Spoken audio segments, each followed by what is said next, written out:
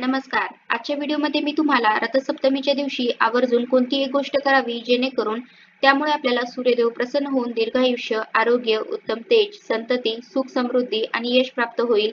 रथसप्तमीच्या दिवशीची ही एक गोष्ट करण्याचे अनन्यसाधारण असे महत्त्व आहे. तर ती कोणती गोष्ट करावी हे मी तुम्हाला आजच्या व्हिडिओमध्ये सांगणार आहे. पण त्याआधी तुम्ही चॅनलवरती नवीन असाल तर चॅनलला लाईक करा आणि सबस्क्राईब देखील करा. कमेंटमध्ये श्री स्वामी समर्थ किंवा ओम सूर्याय नमः लिहायला विसरू नका. रथसप्तमी हा सूर्याच्या उपासनेचा दिवस आहे.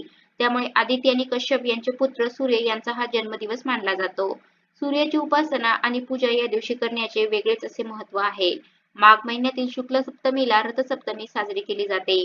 सूर्यग्रहांचा राजा असून त्याचे स्थान नवग्रहांमध्ये आहे. सूर्य स्वयंप्रकाशी असून अन्य ग्रह त्याचा प्रकाश घेतात. अशा सूर्याला देव म्हणून त्याच्या प्रती कृतज्ञता व्यक्त करण्याचा दिवस म्हणजे रथसप्तमी. रथसप्तमीला भानुसप्तमी, अक्रसप्तमी, अचला सप्तमी किंवा आरोग्य सप्तमी असेही म्हटलं जातं. आपल्या हिंदू धर्मामध्ये सूर्याला देवाचे स्थान असून सूर्यदेवाप्रती कृतज्ञता व्यक्त करण्याचा दिवस हा आहे. सूर्य हा निसर्गातील सर्वात मोठा तारा असून तो स्वयंप्रकाशित आहे. शिवाय सर्व ग्रह आणि ताऱ्यासोबत तो अवघ्या विश्वाला स्वतःचा प्रकाश आणि उष्णतेने उजळून टाकतो. साहजिकच ज्याच्या सोबतीने सर्व निसर्ग चक्र सुरू आहे असे या सूर्यदेवाची मनोभावे पूजा करण्यासाठी रथसप्तमी हा दिवस साजरा केला जातो. साहजिकच सूर्यनारायणाची उपासना करण्यासाठी रथसप्तमी साजरी केली जाते. रथसप्तमीच्या दिवशी सूर्याचा जन्म झाला आणि सर्व ब्रह्मांड उजळून निघालं. सूर्यदेवाचे सामर्थ्य तर सर्वांना माहिती आहेच. अनेक स्त्रिया माघ शुद्ध प्रतिपदेपासून उपवास करतात आणि रथसप्तमीपर्यंत उपवास धरतात. त्यामुळे या दिवसाचे व्रत म्हणून सुद्धा महत्त्व आहे. या पूजनाने समृद्धी प्राप्त होते. तसं तर सूर्यनारायणाची पूजा रोज करावी आणि ज्यांना रोज शक्य होत नाही, ह्या दिवशी म्हणजे रथसप्तमीच्या दिवशी तरी सूर्याची पूजा नक्की करायची आहे.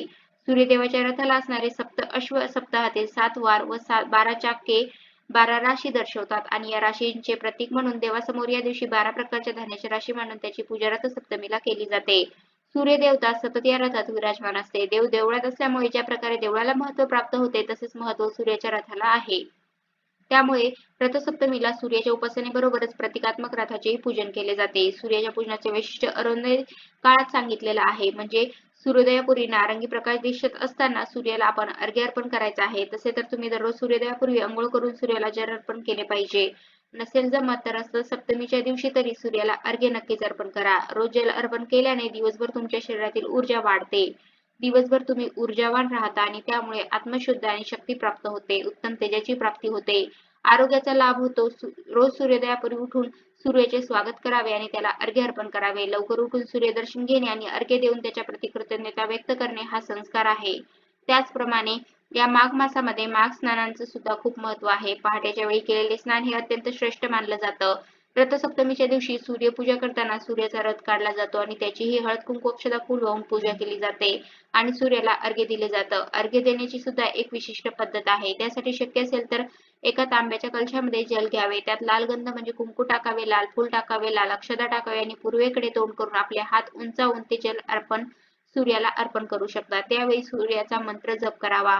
ओम सूर्याय नमः किंवा ओम आदित्याय नमः किंवा सूर्याची तुम्ही 12 नावे पण घेऊ शकता. हे अर्घ्य अर्पण करत असताना कलशातून जे जल खाली पडत असतं त्यामधून आपल्याला सूर्याला नजरेनं बघायचं असतं. सूर्याला जे जल अर्पण करत असतो ते जल अर्पण करत असतानाची जलाची जी धार असते, जी लाईन असते त्यामधून जी सूर्यकिरणे क्रॉस होतात ती आपल्याला आरोग्यवर्धक मानली जातात. त्याचं अत्यंत श्रेष्ठ फळ आपल्या डोळ्यांना आणि चेहऱ्याला अनुकूल असतं. म्हणजे त्या पाण्याच्या धारेमधून आपल्याला सूर्याकडे बघत अर्घ्य अर्पण करायचं आहे. याने डोळ्याची ज्योत वाढते, शरीरात ऊर्जा निर्माण होते आणि जरी कोणत्याही कारणाने सूर्य दिसत नसेल तरी पूर्व दिशेकडे तोंड करून अर्घ्य अर्पण करू शकता. रथसप्तमीलाच जागतिक सूर्यनमस्कार दिनही मानला जातो. त्यामुळे या दिवशी सूर्याची 12 नावे घेत सूर्यनमस्कार घातल्यास आपले आरोग्य उत्तम राहते आणि शरीर सुदृढ बनते. शक्य झालं तर आपण दररोज सूर्याची उपासना करावी आणि जर आपल्याला शक्य झालं नाही तर रथसप्तमीच्या दिवशी मनोभावे तुम्ही सूर्याची उपासना करा, पूजा करा. असे केल्यामुळे सूर्यदेव प्रसन्न होऊन तुम्हाला दीर्घायुष्य, उत्तम आरोग्य, उत्तम तेज, संतती, समृद्धी आणि यश मिळेल. रथसप्तमीच्या दिवशी पहाटे स्नान करून सूर्यदेवाची आराधना केल्यामुळे सर्व रोग आणि पापातून मुक्तता मिळते अशी मान्यता आहे. शिवाय पुत्रप्राप्तीसाठी, निरोगी आरोग्यासाठी, संपत्तीसाठी आणि सौभाग्यासाठी देखील तुम्ही सूर्यदेवाची आराधना करू शकता. सूर्यदेवाचं किती अनन्यसाधारण असं महत्त्व आहे. रथसप्तमीची एक छोटीशी कथा आहे. श्रीकृष्णाचा मुलगा शांब याला स्वतःचा खूप अभिमान होता. एकदा दुर्वास ऋषी श्रीकृष्णाला भेटायला आले तेव्हा दुर्वास ऋषी हे अत्यंत रागीट स्वभावाचे होते. हे श्रीकृष्णाच्या मुलास माहीत नव्हते. दुर्वास ऋषी हे खूप दिवसाच्या तापानंतर श्रीकृष्णास भेटायला आले होते. दुर्वास ऋषी यांचे शरीर तपामुळे कमजोर झाले होते. तेव्हा हे बघून शांब त्यांना हसले. हसण्याचे कारण कळल्यावर दुर्वास ऋषींना त्यांचा अतिशय राग आला आणि त्यांनी त्याला शाप दिला की तुझे शरीर कुष्ठरोगी होईल आणि तसे घडले सुद्धा आणि अनेक वैद्यांनी त्यांच्यावर उपचार केले पण काहीही फायदा झाला नाही. तेव्हा श्रीकृष्णाने त्याला सूर्याची उपासना करण्यास सांगितले आणि वडिलांची आज्ञा मानून शांब याने सूर्य आराधना केली, उपासना केली आणि काही दिवसांनी त्याचा रोग बरा झाला. अशा या सूर्याला देव मानून आपण त्याची उपासना आराधना नक्की केली पाहिजे. त्यामुळे रथसप्तमीच्या दिवशी तरी सूर्याला अर्घ्य अर्पण करण्याचे अनन्यसाधारण असे महत्त्व आहे. आणि शेवटी हात जोडून मनोभावे सूर्यदेवाला प्रार्थना करा की हे सूर्यदेवता तुझ्यासारखे तेज आम्हाला दे आणि आमच्यावर तुझी कृपादृष्टी कायम असू दे अशी मनोभावाने प्रार्थना करा.